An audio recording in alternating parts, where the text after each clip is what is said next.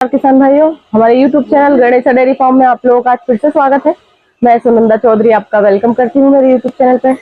अभी शाम का समय है और जो है गायों की मिल्किंग करने जा रहे हैं। तो आज हम जो है वीडियो में आपको फार्म के बारे में सारी अपडेट देंगे। अभी फिलहाल में पहले जो है पशुओं को फीड डाल दें, सारी फीड दे देंगे और फिर मिल्किंग मशीन स्टार्ट हो गई है और उधर मिल्किंग मशीन जो है लग भी गई है। तो पहले हम पशुओं को फीड डालना स्टार्ट कर देते हैं। जैसे कि सबसे पहले पिवाना फीड,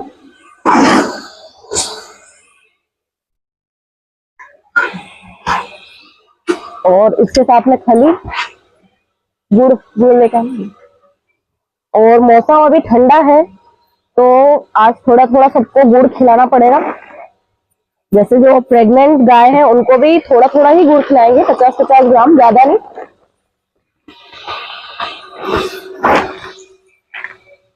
जैसे कि जो प्रेग्नेंट एनिमल है उनको केवल इस प्रकार से 50 ग्राम आप हफ्ते में एक बार दे सकते हैं, तो उससे कोई दिक्कत नहीं होगी। और ये मिनरल मिक्सचर गंगा का है।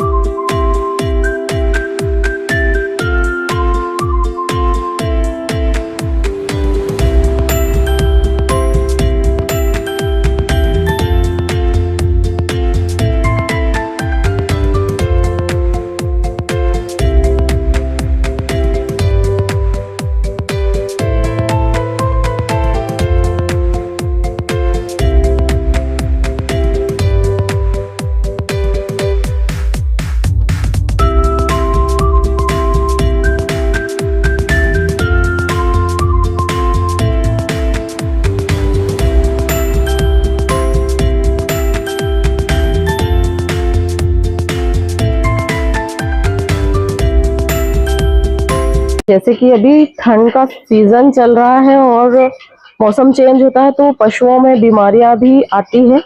जैसे कि अभी खुरपका मुंहपका का भी जो है बीमारियों का समय है, तो जैसे इस समय में हमें बहुत सावधानियां रखनी चाहिए। अभी जैसे कि आप लोग देख सकते हैं कि फार्म के बाहर हम लोगों ने चूना जो है उड़ाया है। इस प्रकार से चूना उड़ाने से यह होता है कि जो भी बीमारियों के बैक्टीरिया वगैरह होते हैं, जैसे कोई बाहर का इंसान है, यदि उसके फार्म पर कोई बीमारी है, वो हमारे फार्म पर आया है, तो उसके साथ जो कीटाणु वगैरह रहेंगे वो हमारे फार्म पर भी आ सकते हैं।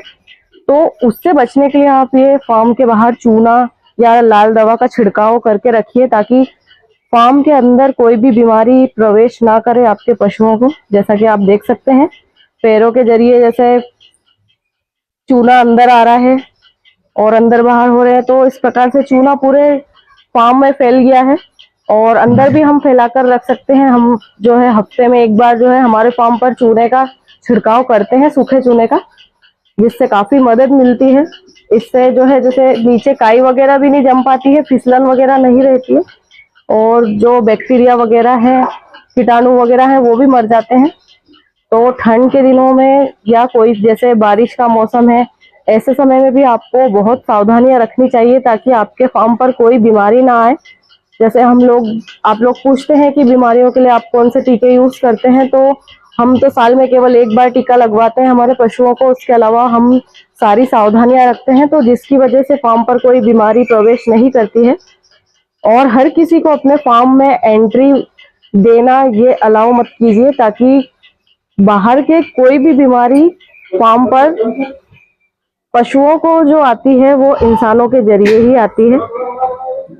तो इस वजह से फार्म में हर किसी को एंट्री मत दीजिए। सिलेक्टेड जो आपके खास हो, सिर्फ उन्हें ही फार्म के अंदर आना अलाउ करिए।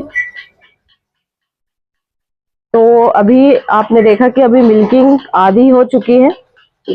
अभी जो कुछ गाय है ड्राई में चल रही है और कुछ गाय हैं जो दूध दे रही है। अभी दूध थोड़ा कम हो चुका है क्योंकि अभी फरवरी से फिर अपनी जो है हिपर्सन जनना स्टार्ट हो जाएंगी।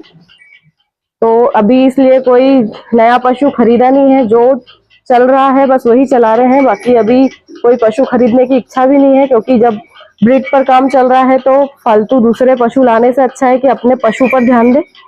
तो अभी जो पीछे जो मेरी बछड़ी है 7 मंथ से प्लस की प्रेग्नेंट हो चुकी है, शाम्स की है।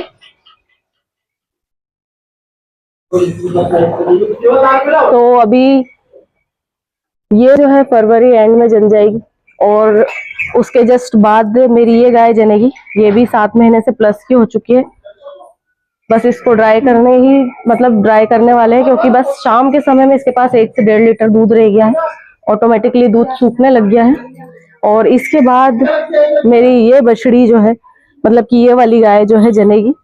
तो इस प्रकार से ये 3 जो है हमारे पास अभी कंफर्म फरवरी से मार्च अप्रैल ऐसे बैक टू बैक जनेंगी। और उसके बाद फिर 2 से 3 महीने के गैप के बाद फिर मेरी ये पीछे बछड़ियां जो है जनना स्टार्ट हो जाएंगी। तो अभी इस वजह से जो है हम फार्म पर कोई भी पशु खरीद नहीं रहे हैं, क्योंकि ऐसे समय में यदि आप नया पशु खरीदते हैं तो एक तो पैसे का आपको इन्वेस्ट करना है, उसके बाद फिर लाकर उसको दूध पर लाना सबसे बड़ा जो है समस्या हो जाती है कि पशु जल्दी से दूध पे नहीं चलता है। तो वही पैसा आप उठाकर अपने जो पशु जलने वाले हैं उन पर लगा दीजिए, तो जिससे कि आपका पशु अच्छे से खा पी कर अच्छे से जलेगा। तो आने वाले समय में जो है आपको पशु बहुत अच्छा दूध देगा और आपके फार्म को बिल्कुल मुनाफे में ले जाएगा। अब जैसे कि मेरी ये बछड़ी है, आपको मैंने बताया ही था कि 12 लीटर से प्लस पे चल गई है ये। तो उसका रीजन यही है कि जैसे कि इसका जो डिलीवरी केस बिगड़ा था, तो उसके बिगड़ने के बावजूद भी इसका हमने अच्छे से ध्यान रखा और ब्रीड अच्छी है तो दूध पर भी अच्छे से आ गई, खाने पीने में कोई दिक्कत नहीं। अब यही चीज अगर कोई हम नई गाय खरीद कर लाते और उसके साथ हो जाता तो शायद ही वो दूध पे चलती। पहले तो वो खाने पीने में ही परेशान कर डालती कि महीने 2 महीने वो कुछ खाती पीती भी नहीं। तो इस वजह से बाहर का पशु खरीदने से अच्छा है यदि हम घर की ब्रीड तैयार करें और उन पर ज्यादा ध्यान दें तो हम जो है डेयरी फार्म सक्सेस तरीके से चला सकते हैं। अब भैंसों की बात करूं तो भैंसे जो है अब दूध पर चली है। जैसे कि अभी डीवार्मिंग की थी तो डीवार्मिंग से काफी दूध में फर्क पड़ गया था, क्योंकि इनको कीड़े थे, और अब जो है दूध पे चली है। आगे वीडियो में मैं आपको बताऊंगी कि फार्म में अभी टोटल कितना दूध हो रहा है, क्योंकि अभी मेरी जो पशु है इसमें बहुत सारे ऐसे पशु हैं जो जने हुए इनको काफी समय हो गया है और इनकी एआई हो चुकी है। तो अभी दूध थोड़ा कम है, पर अभी जैसा चल रहा है वैसा चलाना है। फिलहाल में अभी कोई नया पशु खरीदने की बिल्कुल इच्छा नहीं है। इन्हीं पर अच्छा खिलाई पिलाई का ध्यान देकर इनसे ही अच्छा दूध लेंगे, क्योंकि ठंड का समय है, बरसिम चल रहा है और बरसिम यदि खिलाते हैं तो दूध बढ़ता ही है। तो वही बढ़ा हुआ दूध अभी हम जो है डेयरी फार्म में उससे हमारा जो है प्रॉफिट चल रहा है। तो कोई दिक्कत नहीं है, नया पशु अभी कुछ भी नहीं खरीदेंगे।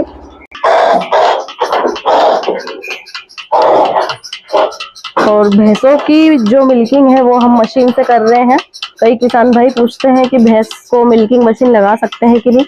यदि आपकी भैंस मिल्किंग मशीन लगवा ले बिना डरे तो आप उसको लगाकर जो है मिल्किंग मशीन लगाकर दूध निकाल सकते हैं। भैंस को मिल्किंग मशीन लगाने का ये फायदा है कि जैसे कई बार भैंस जो है किसी एक पर्सन के हाथ की हो जाती है तो फिर किसी दूसरे को दूध नहीं देती। वहीं यदि हम मिल्किंग मशीन से दूध निकालते हैं तो कोई भी बैठकर इसके नीचे दूध निकाल सकता है। बस आपकी भैंस बिना डरे जैसे पाना वगैरह उतार दे हाथ से पनाने के बाद, उसके बाद आप मिल्किंग मशीन लगा लीजिए। हमने भी इसी वजह से जो है मिल्किंग मशीन लगाई है, क्योंकि फिर भैंसों के चक्कर में यदि कहीं आना जाना पड़ जाए तो फिर इनके दूध की दिक्कत हो जाए। तो इस वजह से मिल्किंग मशीन लगा दी है। तो अब कोई टेंशन नहीं रहती है कि आराम से कोई भी इसके नीचे बैठकर दूध निकाल सकता है। तो जैसा कि किसान भाइयों, अब जो है फार्म की मिल्किंग कंप्लीट हो गई है। सभी को हरा जो है बरसिम चालू हो गया है तो बरसिम दे दिया है। अब बस खा लेंगी गाय और बैठ जाएंगी। और फार्म में दूध कितना है, अभी शाम के समय में जो है 70 से 75 लीटर दूध है शाम के समय में, और सुबह के समय में जो है 80 से 85 लीटर दूध है हमारे फार्म पर। क्योंकि बहुत सारी मेरी जो गाय है वो बहुत पुरानी हो चुकी है, जने हुए, मतलब 1-1 साल भी हो गया है जने हुए। तो इस वजह से फिर भी एक रोटेशन में दूध दे रही है और अच्छा दूध दे रही है, क्योंकि अच्छी केयर करते हैं इस वजह से। और अभी बैक टू बैक फिर जनेंगी तो फार्म पर दूध फिर से बढ़ेगा। और मेरी 2-3 गाय जो है ड्राई में चल रही है। और भैंस जो है, कोई आप लोगों को पता ही है, कितनी भी अच्छी से अच्छी भैंस ले आइए, कोई 10 लीटर पर टाइम का दूध नहीं दे सकती है। तो भैंसें जो है एक एवरेज में दूध दे रही है। और अभी फार्म पर इतना दूध हो रहा है तो कोई ज्यादा ना नुकसान है ना फायदा है। हाँ, दूसरे की नौकरी करने से अच्छा हमारा खुद का जो बिजनेस है उसमें हम काफी अच्छा पैसा कमा रहे हैं। तो आज की वीडियो में जो भी मैंने आप लोगों को डिटेल दी है, ये सारे अपने डेयरी फार्म की डिटेल थी। तो आज की वीडियो को यहीं एंड करेंगे और मिलेंगे जल्दी से एक नेक्स्ट वीडियो में। Thank you for the watch.